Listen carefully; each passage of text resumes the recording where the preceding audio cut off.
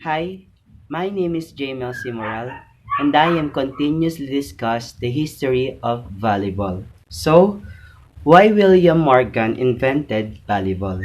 So, William Morgan invented volleyball in 1895 at the Holyoke, Massachusetts YMCA or Young Men's Christians Association, where he served as director of physical education. So Morgan was motivated by Naismith games of basketball design for younger students to invent a game suitable for the older members of the YMCA. So, who is the number one volleyball player in the world? So, number one player in the world is Ricardo Lucarelli. The 26 years old is presently Brazil's best outside hitter since the last Olympic cycle on 2013 and 2016 had started. He has already two World League silver medals under his belt. Also, silver medals from the 2014 Volleyball World Championship and gold from the 2013 Grand Championship Cup. Good day everyone, my name is Adriano Dacayo Gapus Jr. from BPED 2B, and now I'm going to discuss the Philippine volleyball history. The history of volleyball in the Philippines refers to the history of volleyball in the Philippines as a creation and a sports. Philippine volleyball history began in 1910 when the Philippines was a United States territory in 1898 to 1946. The Filipinos have made significant contribution to the volleyball in its evolution as a professional and international game. The Filipino continued playing volleyball up to the modern day period in its status as an independent republic in 1946 present. So sinasabi dito, ang kasaysayan ng volleyball sa Pilipinas ay tumutukoy sa kasaysayan ng volleyball sa Pilipinas bilang isang libangan at bilang isang laro o isang sports. Nagsimula ang kasaysayan ng volleyball noong 1910 dito sa Pilipinas. Noong tayo ay teritoryo pa lamang ng Estados Unidos. Ang mga Pilipino ay nagbigay ng mga makabuluhang contribution sa volleyball sa evolusyon nito bilang isang professional at international na laro. Ang mga Pilipino ay nagpatuloy sa paglalaro ng volleyball hanggang sa modernong panahon sa katayuan nito bilang isang malayang republika. The next is the Filipino contribution. So ano nga ba ang contribution ng Pilipino sa pagdating sa volleyball? The Filipino contributed two items to the modern day volleyball. The number one is inspiration for the three-hit limit.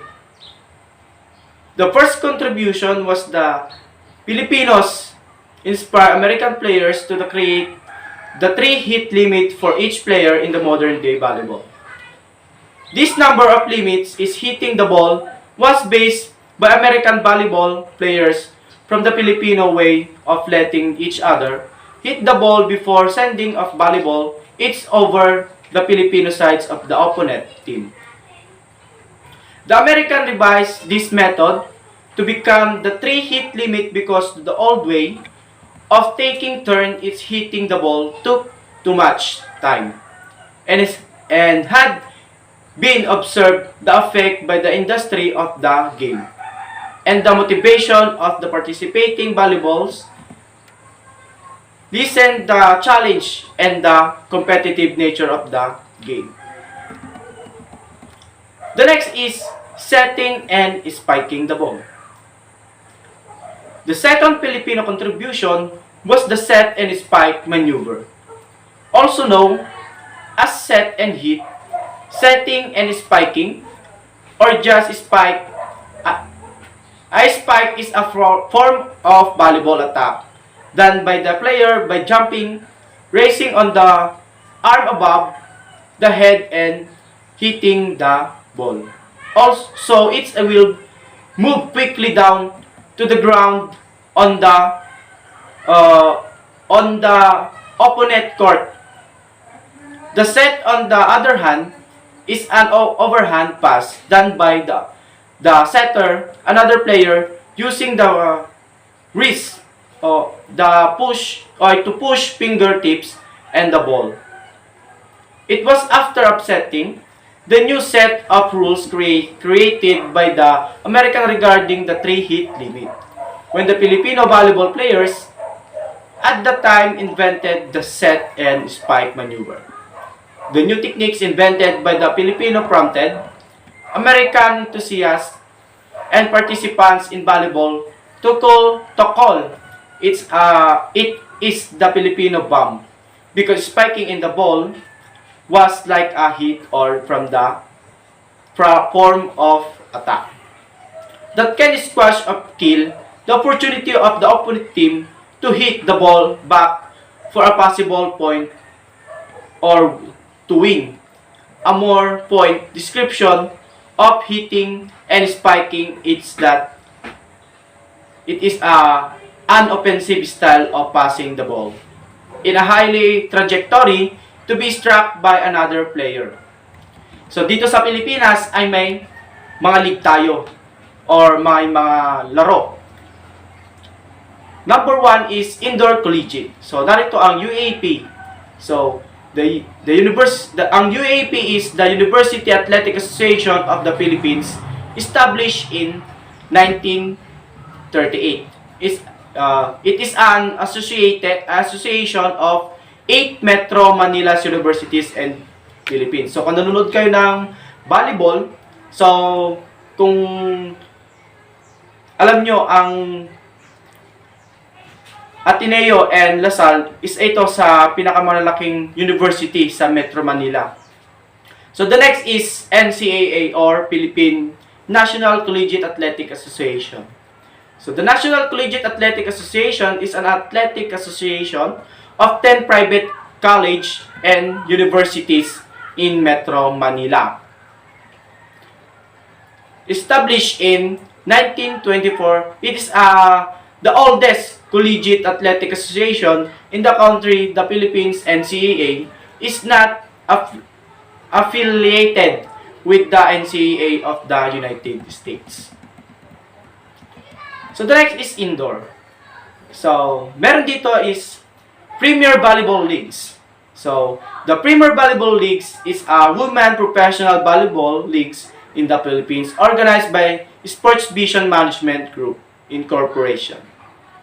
The leagues began in 2004 as a Shikil V-League, a women collegiate league. The next is the Philippine Superliga. The Philippine Superliga is a non-professional corporate club women volleyball leagues in the Philippines. It was first organized by Sports Score, Event Management and Consultancy Incorporation, and is now owned by Philippine Superliga Incorporation, founded in 2013. The next is Spikers Terps or Terp. The Spikers Terp is a men semi-professional volleyball leagues in the Philippines associated with the Sports Vision Management Group Incorporation. The next is Beach Volleyball Republic. Volleyball Republic Incorporation is an organized aim for the develop and growth of beach volleyball in the Philippines, formed in June 2013. So, hindi siya katulad ng UAP is anim yung player. Dito sa beach volley is dalawa-dalawa lamang siya. So, the next is meron din dito yung Philippine Superliga. Narito rin ang UAP or University Athletic Association of the Philippines. So, nakasama rin dito ang NCAA or National Collegiate Athletic Association. So, this is Philippine history in volleyball. So thank you and God bless you all. Hi, good day everyone. My name is Micaela Torres from BPED 2B, and now we're going to discuss about the history of volleyball in Olympics. So our first one is volleyball has been part of the Summer Olympic program from both men and women consistently since 1964. So ang volleyball daw is nagumpisa siya sa Summer Olympic program, men and women noong 1964 pa. Tas Brazil and United States and the former Soviet Union, the only teams to win multiple gold medals at the men's tournament since its introduction. So, dito, sa Brazil daw, tsaka sa United States, sila daw yung laging nananalo ng maraming gold medal dahil sa volleyball. Kasi nga, sila yung nag-introduce ng volleyball na to. And then, the remaining 5 editions of men's Olympic volleyball tournament were won each by of a different country like Japan, Poland, Netherlands, Russia, and Yugoslavia. So, volleyball history in Olympic. The history of Olympic volleyball can be traced back to the 1924 Summer Olympic in Paris. So, dito daw lang umpisa na introduce ang volleyball sa Summer Olympic in Paris noong 1924, where volleyball was played as part of American sport. So, parang part pa lang siya ng American sport, hindi pa siya kasali sa Olympics. Tapos, it's additions to the Olympic program. Parang additional lang yung volleyball na yun sa Olympic program kasi nagsisimula pa lang nun ata yung Olympic. Tas, however, was given only after World War II. So, yung bago nila inaprubahan yung volleyball na yan, bago nila inaprubahan yung volleyball na yan, inanuhan muna nila yung World War II bago nila inaprubahan. With the confederations in 1957, a special tournament was held during the 53rd IOC sessions in Sofia, Bulgaria. To suppose such request, the competitions was success and the sports was officially introduced in 1964. So, yung volleyball daw is na officially lang daw siya na-introduce sa Olympics noong 1964. The Olympic community initially dropped volleyball for the 1968 Olympic meeting protest. So, dito, noong 1968 Olympics daw, sinali na ng Olympic ang volleyball sa mga sports. Sinali niya na talaga yung volleyball sa mga event niya. So, parang official na siyang nasa Olympic talaga. And then, how many players are involved? The number of teams involved in teams has grown steadily since 1964. Since 1996, both men's and women's indoor event count 12 participants. Each of 5 continental volleyball confederations has at least one fundamental involved of Olympic Games. So, dito, masasabi ko na how many players are involved. So, kapag nasa court yung mga players, 6 sa isang team, tapos 6 din sa isang team. So, bali, pag nasa court na sila is 12 participant yung nasa court. And then, yun yung rules ng Olympic na 12 lang. Tapos, ang alam ko is, rules din ata ng Olympic na tatlong tira lang ata. Yun yung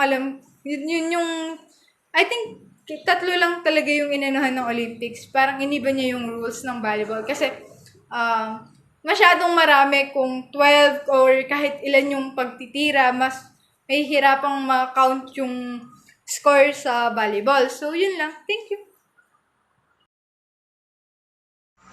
Good day, VPED2B. I am Jabri P. Castro from VPED2B, and today I will discuss about what is the old name of volleyball. This one is part of our volleyball history.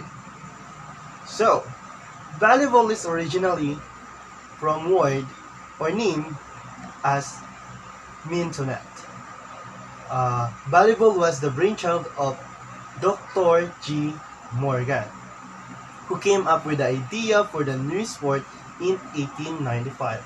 Dr. Alfred T. Halstead suggested to Dr. Morgan that the better name than Mintonet is volleyball with two words, volleyball. Originally two words until 1952. So 1953 and the current year is volleyball, which is one word na lang. So sino na nga ang nag-invento ng larong volleyball? Tama, ito ay si William G. Morgan. Sino naman ang nag-suggest ng instead of Mintonet ay gawin na lang volleyball two words? Great! Ito ay si Dr. Alfred T. Halstead. FIVB, International Federation of Volleyball, highest governing body of the sport, founded in Paris, France in 1947. Its the headquarters are located in Lausanne, Switzerland, and its current president is Dr. Ari S. Graca from Brazil. Was elected president the International Volleyball Federation on September 21, 2012. At the third FIVB Congress organized in Anaheim, USA. So sino na nga ang president noong 2012 September 21? Great. It is Dr. Ari S. Graca.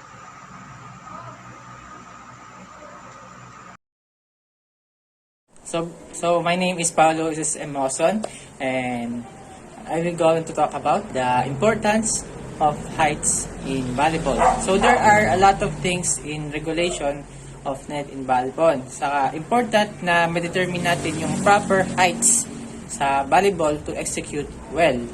So as in the team, it is important to prepare the accurate volleyball net heights. So official regulation volleyball net heights are always measured.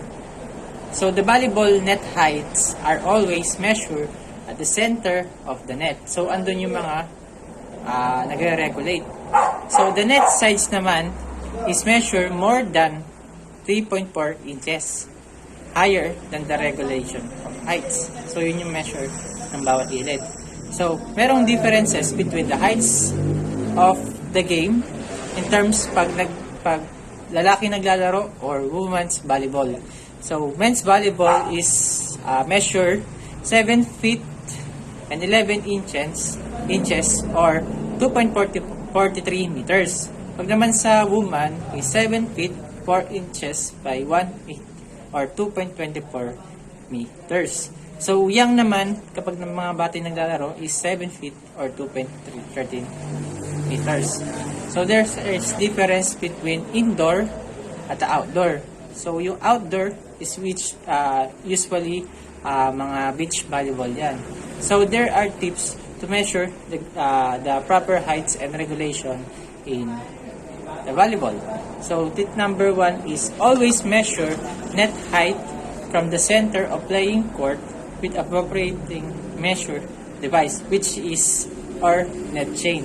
So as you measure, make sure that the two ends of your volleyball over the sidelines are the same height. Kailangan magka-same height sila para pantay. And pag naglalaro tayo or over playing surface. So number 3 is never exceed the volleyball official net height by more than 3.4 inches. As sinabi ko kanina, not exceeding. So, hindi kailangan mababa sa 3.4 inches. Kailangan more than. So, yun yung indoor. So, kapag outdoor naman, which is sa grass or sa beach volleyball. So, kapag naman beach volleyball is, yung net height is minimeasure based on the sand rank level or buhangin. Level ng buhangin. And pag naman sa mga grass, hindi siya sinusukat sa grass level, but it can measure by the ground level. So that's all. That's the importance of regulation of determining the importance of volleyball heights in volleyball. So ayun, thank you and God bless.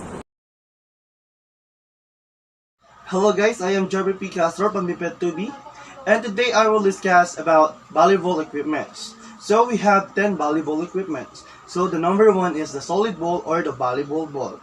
Number 2 is the net. Number 3 is flags. Number 4 is knee pads. Number 5 is whistle. Number 6 is ankle braces. Number 7, jersey.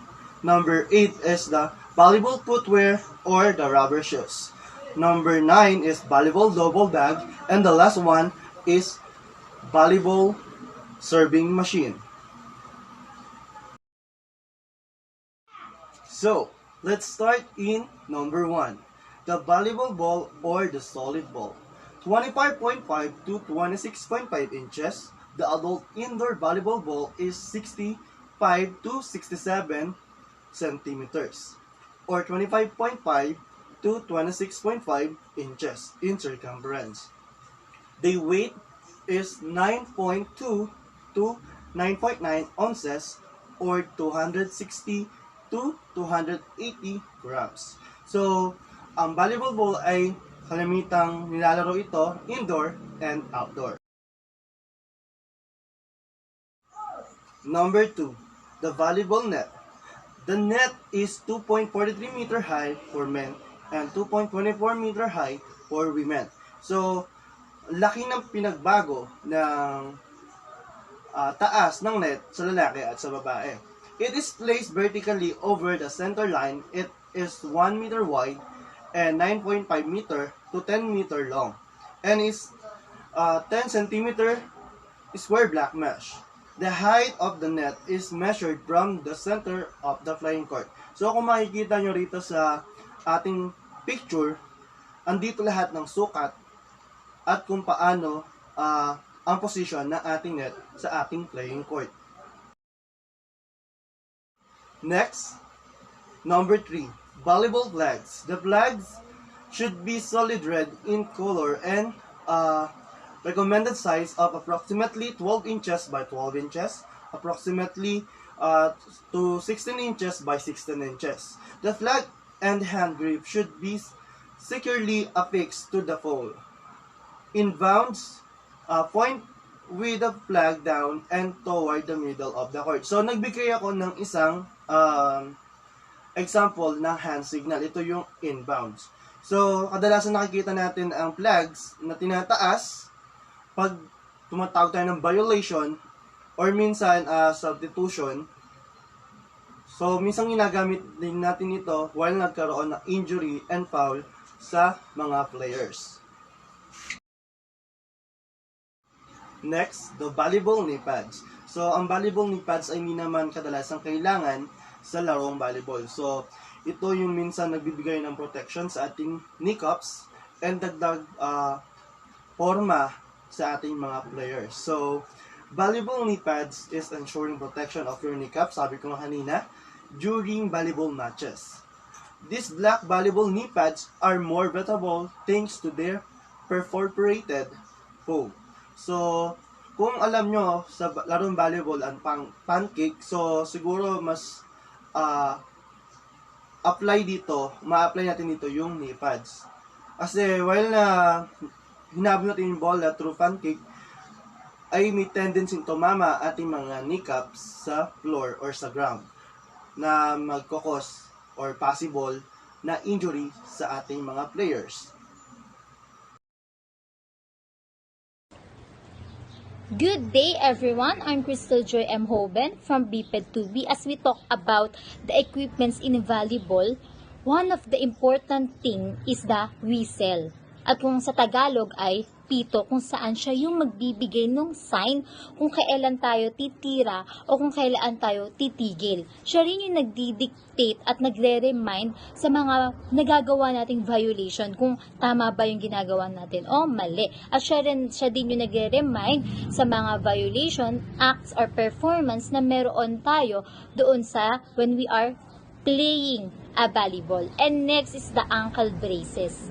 From the word itself, ankle, ito yung nagde-determine doon sa pinakapaan natin. Kasi when we play volleyball, importante ang pagtalon para mapalo mo yung bola doon sa kabila o sa kalaban. At si ankle braces ang nagpo-protect ng ankle natin para hindi tayo makaramdam ng injuries or pain during when we are jumping, at mas okay yung pag-land natin doon sa may lupa o sa kinatatayuan natin.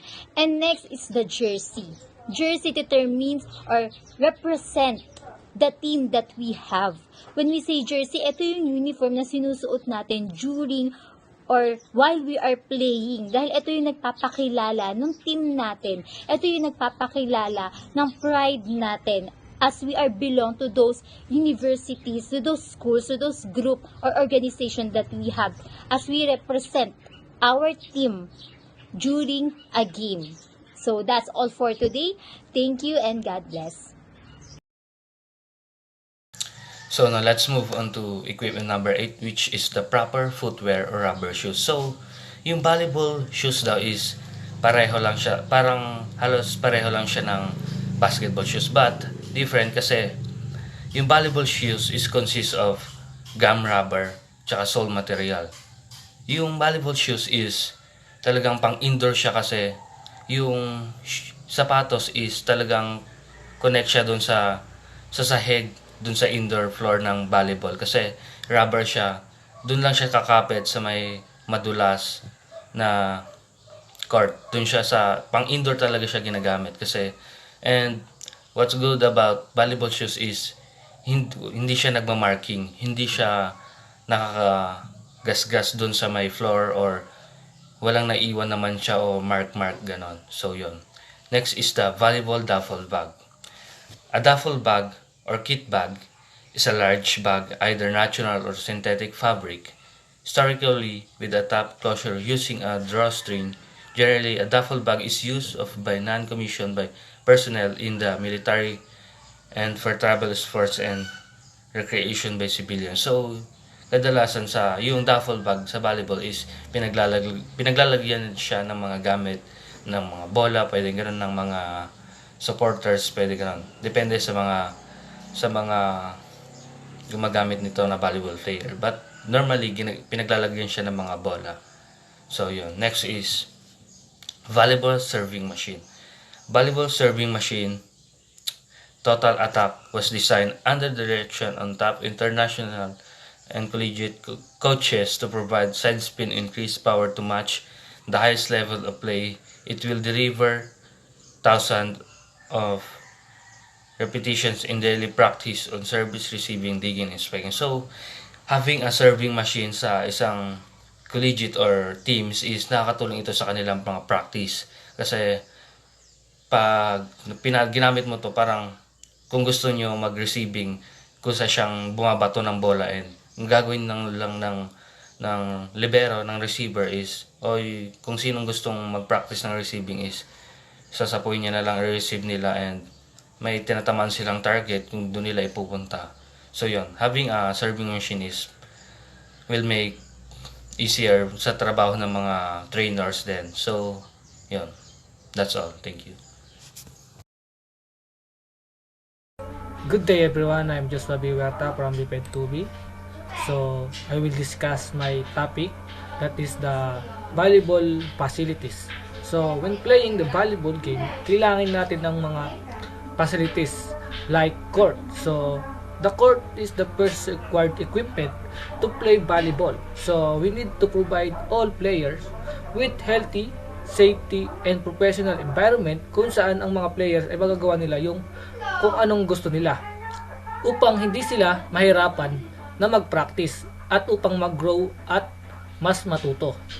So the playing court must be 18 meter long and 9 meter wide and is surrounded by free zone 3 meter wide on all sides. The space above the playing area is known as a pre-playing space and is a minimum of 7 meter high from the playing surface and line painted in all white.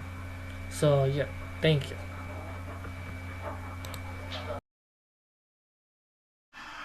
Good day everyone, I am Charimi Isanggalang from Biped 2B.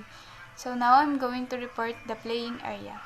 So playing area includes the playing court and the free zone which is minimum of 3 meter wide on all sides. So yung playing area, ito yung court na pinaglalaroan ng volleyball na kung saan meron siyang 3 meter wide sa bawat side, sa lahat ng sides. It shall be rectangular and symmetrical. Next is dimension.